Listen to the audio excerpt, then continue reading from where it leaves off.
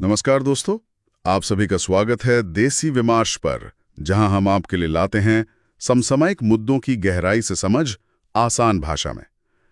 आज का विषय है India rejects USA's one sided trade deal. Bharat ने टेक इट और लीव इट को किया खारिज। अमेरिका ने भारत पर दबाव बनाया कि वो अपने कृषि, डेयरी, फार्मास्यूटिकल और डिजिटल सेवाओं जैसे संवेदनशील क्षेत्रों को विदेशी कंपनियों के लिए खोलें। लेकिन भारत ने इस पर जो रुख अपनाया वो बेहद सशक्त और आत्मनिर्भर भारत की भावना को दर्शाता है। इस पॉडकास्ट में हम इस पूरे घटनाक्रम को सरल और साफ तरीके से आपके सामने पेश करेंगे, ताकि आप न सिर्फ खबर सुनें बल्कि उसे समझ भी सकें। आगे बढ़ने से पहले आपसे एक विनम्र निवेदन है, चैनल को सब्सक्राइब जरूर करें और बेल आइकन दबाएं ताकि आप हमारे अगले एपिसोड्स मिस न करें। इस वीडियो में दी गई सारी जानकारी विश्वसनीय समाचार पत्रों, भारत सरकार के आधिकारिक वेबसाइट्स, प्रमुख न्यूज चैनलों और सोशल मीडिया स्रोतों पर आधारित है। तो चलिए शुरू करते हैं। हाल ही में एक बड़ा अमेरिकी प्रतिनिधि मंडल भारत आया था। सुना है करीब 6 दिनों के लिए। बातचीत काफी लंबी चली होगी फिर तो। हाँ। उन्होंने किन मुख्य क्षेत्रों पे जोर दिया था इस बातचीत में? जी हाँ, वो 6 दिन की यात्रा थी और बातचीत काफी, कह सकते हैं, सघन रही। अमेरिका का रवैया थोड़ा आक्रामक था। उन्होंने खास तौर पर भारत के कुछ संवेदनशील सेक्टर्स जैसे कृषि है, डेयरी, फार्मास्यूटिकल्स और हाँ डिजिटल सर्विसेज, इनको विदेशी कंपनियों के लिए खोलने की मांग की। अच्छा, मतलब ये मुख्य फोकस एरिया थे उनके? बिल्कुल। उनकी मांगों में कई चीजें थीं, जैसे फार्मा सेक्टर में जो प्राइस कंट्रोल है, मतलब दवाओं की कीमतें सरकार तय करती है, उसमें ढील देने की बात थी। फिर वो डेटा लोकलाइजेशन के जो नियम हैं कि भाई भारतीयों का डेटा भारत में ही स्टोर हो, उसमें बदलाव चाहते थे। हाँ, ये डेटा वाला मुद्दा तो काफी गर्म रहता है आजकल। बहुत ज्यादा। और इसके अलावा अमेरिकी गेहूं और डेयरी प्रोडक्ट्स के लिए भारतीय बाजार पूरी तरह खोलने पर जोर था।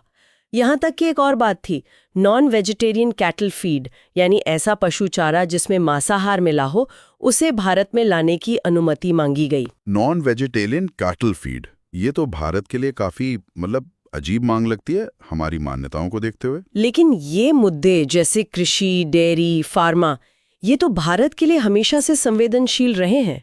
ऐसा तो नहीं था कि भारत इन पर पहली बार अपना रुख रख रहा हो। आप बिल्कुल सही कह रहे हैं, ये कोई नई बात नहीं थी।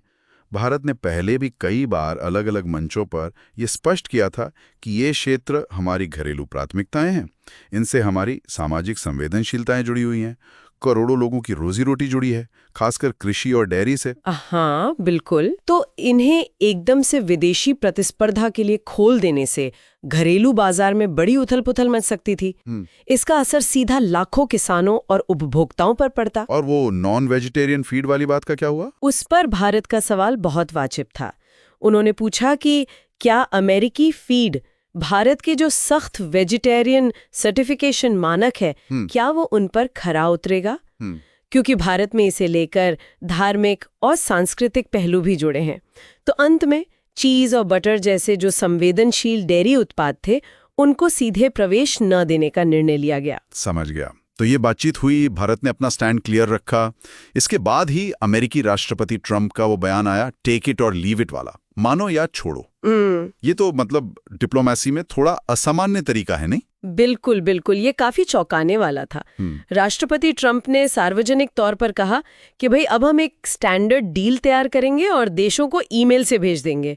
उन्हें या तो इसे स्वीकार करना होगा या फिर छोड़ देना होगा। बातचीत की कोई गुंजाइश नहीं छोड़ी उन्होंने। सीधा अल्टीमेटम। हाँ, एक तरह से अल्टीमेटम ही था। और उन्होंने ये भी संकेत दिया कि अगर भारत जैसी अर्थव्यवस्थाएं इस तरह की डील को स्वीकार नहीं करती हैं तो उन पर टैरिफ लगाया जा सकता है। उन्होंने कहा कि 10% का एक यूनिवर्सल टैरिफ और साथ ही 16% का देश विशिष्ट टैरिफ भी लग सकता है।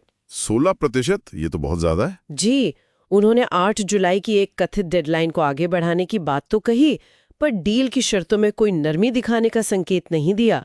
ये साफ तौर पे दबाव बनाने की रणनीति थी। तो यहाँ से मामला वाकई गंभीर हो गया। भारत ने इस एक तरफा अल्टीमेटम पर क्या प्रतिक्रिया दी? क्या भारत दबाव में आ गया? नहीं, बिल्कुल नहीं। भारत ने इस टेक इट और लीव इट रवैये को पूरी तरह से खारिज कर दिया। दो टूक जवाब दिया।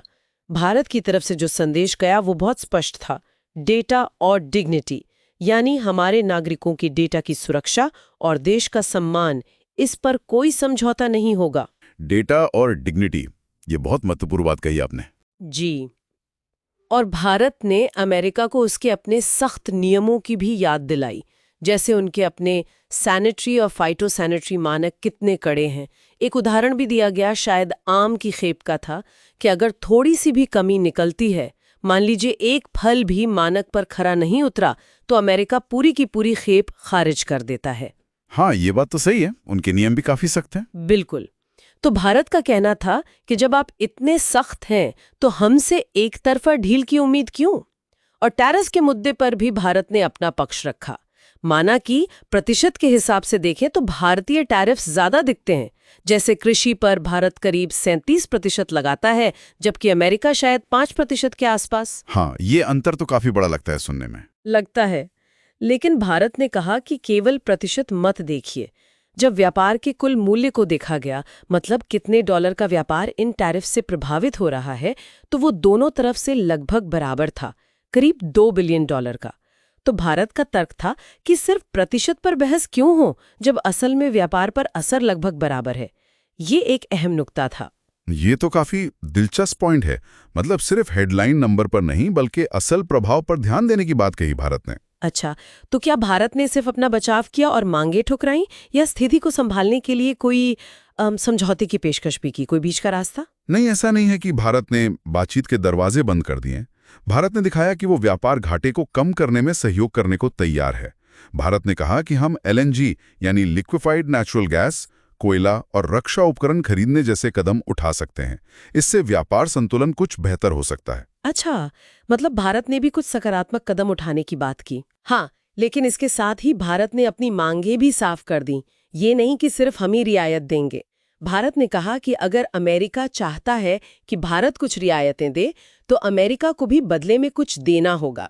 जैसे भारतीय टेक्सटाइल उद्योग है, हमारी IT सेवाएं हैं, फार्मा उत्पाद हैं, इनको अमेरिकी बाजार में और बेहतर पहुंच और ज्यादा रियायतें मिलनी चाहिए। यानी बराबरी का सौदा, लेन देन दोनों तरफ से। बिल्कुल, इसे एक दो तरफा रास्ता बनाने पर जोर दिया गया। ये नहीं कि सिर्फ अमेरिका की मांगे मानी जाएं। तो कुल मिलाकर इस पूरे घटनाक्रम से, इस पूरी बातचीत से भारत का अमेरिका को क्या संदेश गया, अगर इसके सार में कहें तो? संदेश बहुत साफ और बहुत मजबूत था। पहली बात, ये जो 8 जुलाई जैसी डेडलाइन की बात हो रही है, वो भारत के लिए कोई मायने नहीं रखती। हम किसी डेडलाइन के दबाव में नहीं आएंगे। दूसरी बात, बिना आपसी सम्मान के, बिना बराबरी के दर्जे के कोई डील नहीं होगी। वो टेक इट और लीव इट वाला रवैया हमें मंजूर नहीं है। और तीसरी और शायद सबसे अहम बात, भारत अपनी ड्यूटी यानी टैरिफ नीतियों और डेटा संबंधी नियमों पर कोई समझौता नहीं करेगा। ये हमारी संप्रभुता और राष्ट्रीय हित का मामला है।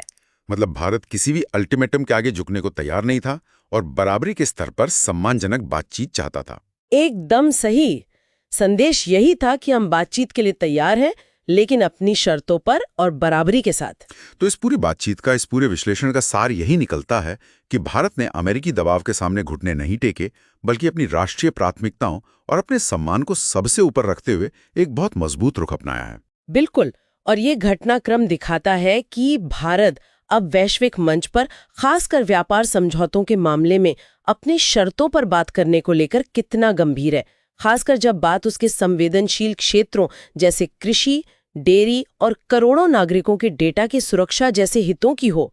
भारत अब अपने हितों की रक्षा के लिए खड़ा होना सीख गया है और मुखर भी हो रहा है। सही कहा।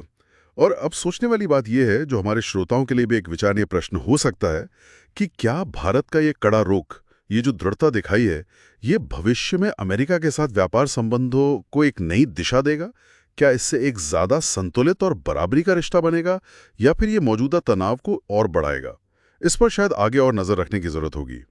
आज के इस एपिसोड को देखने और सुनने के लिए आपका बहुत बहुत धन्यवाद।